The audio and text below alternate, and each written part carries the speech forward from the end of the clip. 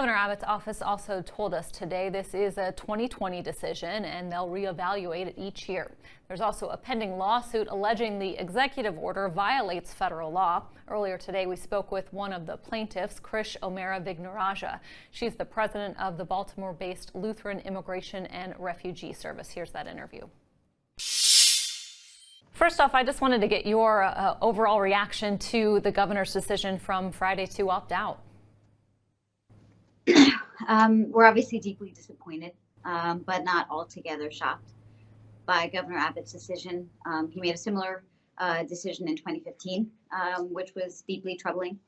But, just as that decision was overruled in the courts, our hope and prayer is that we will get legal relief from this decision. For an organization that is faith-based, that has worked in very conservative as well as very liberal states, we've seen across the board support for refugee resettlement. So for Texas to become the first state in the nation to decide to reject refugees and close its border, it's deeply troubling.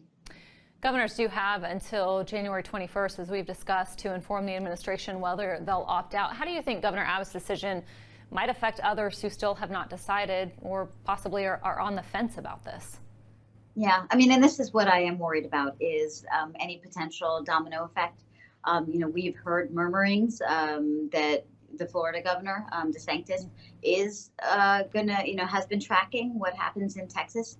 And so we really do hope that this will not kind of open up Pandora's box in terms of other governors following suit.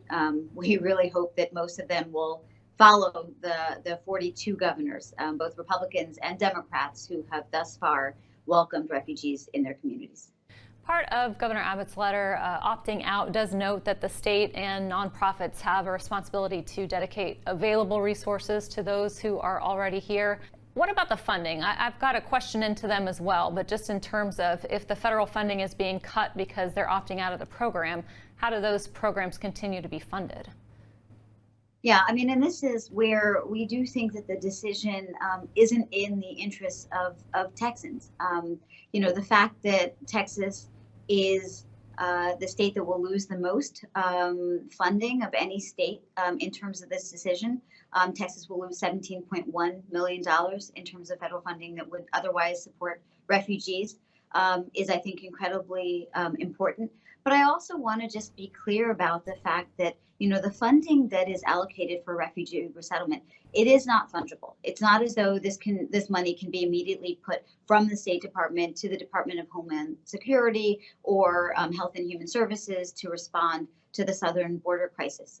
They are different programs, and in the past we have been able to respond to migrants crossing the border as well as supported refugee resettlement. I did want to ask you, because the governor also noting, which I know you have too, but that even if the state is not accepting new refugees, they can resettle, say, in Louisiana or a neighboring state and then relocate here later on. What's the likelihood of that? Well, the problem is that for some families, understandably, the ties to family that's here in the country is a strong magnet. And so for those folks, what happens is we're putting them into the impossible choice of having to, go closer to family, or give up on some very limited resources, but they're important resources for those first 3 months as they settle into a unfamiliar country. And I think that that's hugely problematic, because the goal is to set them up for success. Because in the end, we know that our communities are huge beneficiaries by their presence. For Texas, for example, they represented over $4 billion of spending power, $1.6 billion that they paid in taxes. And this is where there's a reason why we welcome them. Not just because it's a matter of faith for so many people, but because it's an economic opportunity for states like Texas. Well, and playing devil's advocate from the governor's standpoint, if they were to resettle somewhere else and then come here, wouldn't that possibly then allow them to get those services elsewhere and then move here to live and work? Yeah, so I should be clear that, what ends up happening is that Texas will, as I said, would could have accessed that $14 million in federal funding and won't be able to as a result of the governor's decision. But what oftentimes happens is not that people, these families will wait the 3 months and then relocate. It's the most difficult to be in a foreign country without any familiarity, any family ties when they first arrive. And so time and time again, the dynamic that we see is that they will forego the basic resources that help them kind of survive. And they'll instead just go and lean on families, live in more precarious situations in the states that they want to go to. Krish, I can't leave without asking you, because your group is part of a lawsuit challenging this refugee executive order.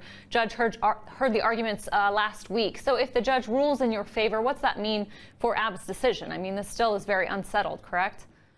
Yeah. So it was a very positive hearing. The judge was very thorough in his questioning of both sides. But my read, and of course, I'm looking for a favorable decision. Is that the judge will, fingers crossed, lean in our direction, which would mean Governor Abbott's decision wouldn't have an effect in the short or long term. And that is our hope, that Texas will remain a beacon of hope for refugees. Krish O'Mara Vignarajah, thank you so much for your time. Thanks so much for having me. Appreciate it.